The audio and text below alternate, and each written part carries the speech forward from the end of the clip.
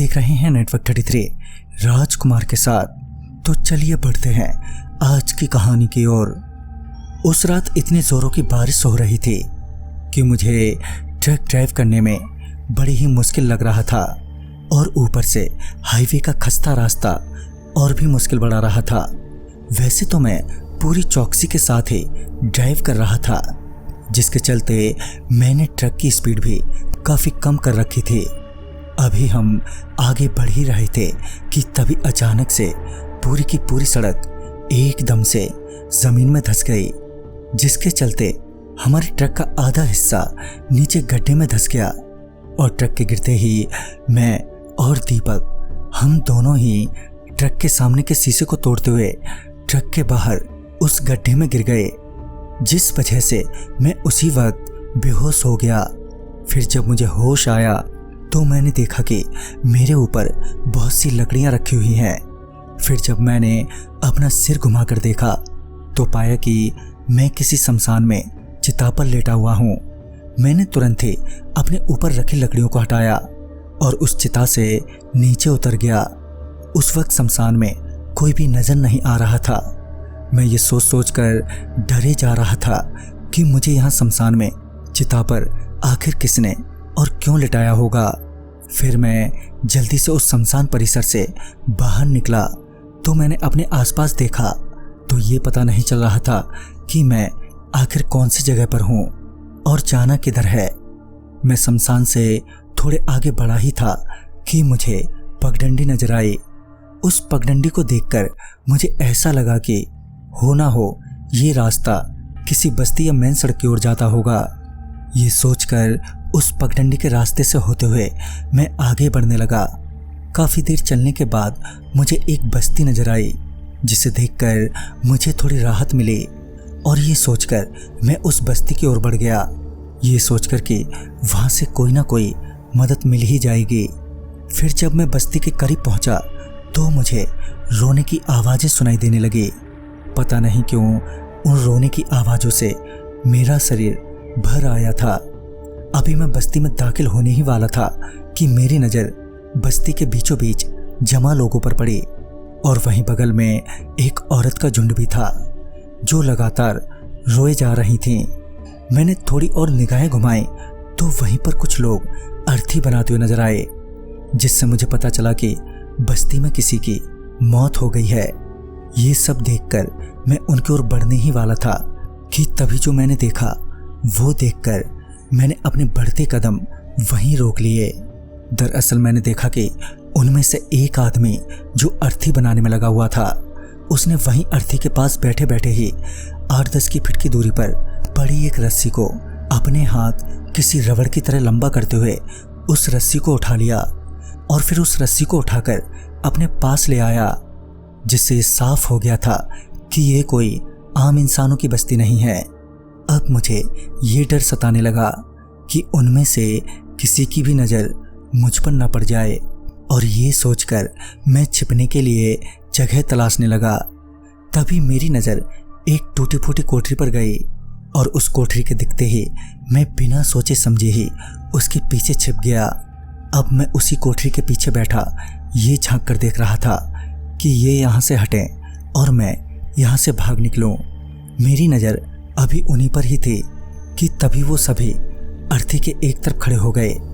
फिर मुझे 2 लोग दिखे जो किसी को टांग कर ला रहे थे। जब उन दोनों ने उस आदमी को अर्थी पर रखा तो मेरा दिल ये देखकर बैठ गया कि अर्थी पर लेटा हुआ इंसान कोई और नहीं बल्कि दीपक ही है। दीपक को अर्थी पर लेटाते ही वो सारी औरतें एक बार फिर से जोरों से रोने लगी, मगर इस बार उनके रोने की आवाज़ इतनी कर्कश थी कि मुझे अपने कानों पर हाथ रखने पड़े। मैंने अभी अपने कानों पर हाथ रखे ही थे कि मेरी आंखों के आगे अंधेरा छा गया और मैं बेहोश हो गया। फिर जब मैं उठा तो मैंने पाया कि मैं किसी पेड़ के नीचे पड़ा हुआ हूँ और आसपास सिर्फ जंगल ही जंगल है। अब मैं अपने आप को जंगल में पाकर जहाँ मैं एक और हैरान था तो वहीं ये सोच रहा था कि आखिर ये मेरे साथ हो क्या रहा है। ये सोचते हुए मैं उस जंगल से बाहर बाहर निकलने का रास्ता ढूंढने लगा।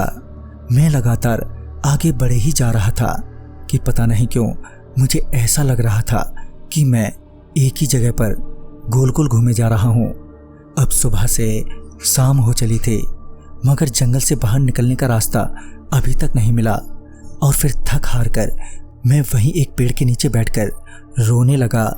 मैं अब अंदर से इस कदर टूट चुका था कि मुझे वापस घर लौटने का रास्ता दिखाई नहीं दे रहा था। मैं अपनी आंखें बंद किए घर वालों को ही याद कर रहा था कि तभी मुझे एक जोर का चक्कर आया, जिस वजह से मैं एक बार फिर बेहोश हो गया। और फिर जब मुझे दोबारा होश आया तो अब रात हो गई थी कि तभी मुझे कुछ लोगों की कदमों की आहट सुनाई दी। तभी मैं उन कदमों की आहट सुनते ही उन कदमों की आवाज़ों की ओर चल पड़ा। फिर जब मैं उन लोगों के करीब पहुंचा तो पाया कि वो कोई और नहीं बल्कि वही बस्ती वाले हैं जो मेरे दोस्त दीपक को अर्थी पर लिटाकर कहीं ले जा रहे थे। मगर इस बार उनसे डरने की बजाय मैं उनका पीछा करने लगा, ये जानने के लिए कि ये लोग मेरे दोस्त को कहाँ ले जा रहे हैं। मैं अभी उनके पीछे ही था कि वो सारे के सारे उस पगडंडी के रास्ते मेरे दोस्त को लेकर उसी शमशान में दाखिल हुए जहाँ से मैं चिता से उठकर भागा था। मैं भी उनका पीछा करता हुआ उस शमशान के पास जाकर एक बड़ी घनी झाड़ियों के पीछे छिप गया। तभी उन लोगों ने मेरे दोस्त को चिता पर लिटाते हुए उस पर लकड़ियां रख दी। फिर उस चिता के 3 चक्कर लगाने के बाद वो वहां से वापस लौट गए, मगर मैं अभी भी वहीं झाड़ियों के पीछे ही छिपा रहा। फिर जब मुझे लगा कि अब वो सारे के सारे जा चुके हैं तो मैं अपने दोस्त को बचाने के लिए उस झाड़ी से निकलकर उस शमशान में दाखिल ही होने वाला था कि तभी वहां पर 3 चुड़ैल आ गईं। वो देखने में बहुत ही भयानक लग रही थी। वो तीनों दीपक पर ऐसे टूटी कि मानो वो बहुत भूखी हो। एक ने उसके छाती में अपना हाथ धंसाते हुए उसका दिल निकाल लिया, तो वहीं दूसरी ने खोपड़ी तोड़कर उसका भेजा निकाल लिया। वो दृश्य देखकर मैं इतना डर गया था कि मैं उस वक्त वहां से भाग खड़ा हुआ। मैं पूरी रात भागता ही रहा, मगर अभी तक मैं उस जंगल से बाहर नहीं निकल पाया था। फिर जब सुबह हुई तो मैं तब तक थककर चूर हो चुका था। मेरी सांसें ऊपर चढ़ी हुई थी और प्यास से मेरा गला सूख गया था। अब एक कदम भी चल पाना नामुमकिन था, जिस वजह से मैं वहीं पर औंधे मुंह लेट गया। अभी मैंने अपनी आंखें बंद ही की थी कि मुझे किसी ने डंडा छुआते हुए कहा, अरे भाई कौन हो तुम और यहाँ कैसे आए? फिर जब मैंने अपनी आंखें खोलकर सर उठाते हुए ऊपर की तरफ देखा तो वो एक बुजुर्ग आदमी था जो डंडा लिए मेरे सामने खड़ा था। मेरी इतनी हिम्मत नहीं थी कि मैं उठकर बैठ जाता, लिहाजन मैंने लेटे लेटे ही उन्हें सारी बात बता दी। मेरी बात सुनने के बाद उन्होंने मेरे सर पर अपना हाथ फेरा तो मेरे शरीर में बिजली सी कौंध गई और मुझे अच्छा महसूस होने लगा। फिर उस बुजुर्ग ने बताया कि बहुत साल पहले हमारे इस गांव में 3 डायनों का राज था जो हर रात गांव वालों से बलि मांगती थी, मगर गांव वालों ने उनकी बात नहीं मानी, जिसके चलते उन डायनों ने लोगों को मारना शुरू कर दिया। जिसके डर से गांव वाले उन डायनों को हर रोज एक इंसान को चिता पर लिटाकर डायनों को भेंट कराते। मगर वहीं पर कुछ गांव वाले ऐसे भी थे जो इन डायनों से किसी भी हालत में छुटकारा पाना चाहते थे और उन्होंने एक रात उन तीनों डायनों को जान से मार डाला। मगर वो डायन मरकर भी अमर हो गईं और उनका कहर गांव वालों पर टूटा।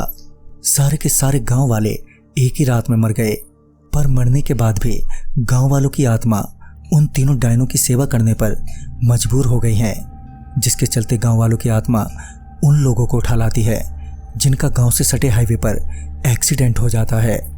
इतना कहते हुए बाबा ने मेरे सर पर फिर से हाथ रखा और बाईं ओर इशारा करते हुए देखने को कहा।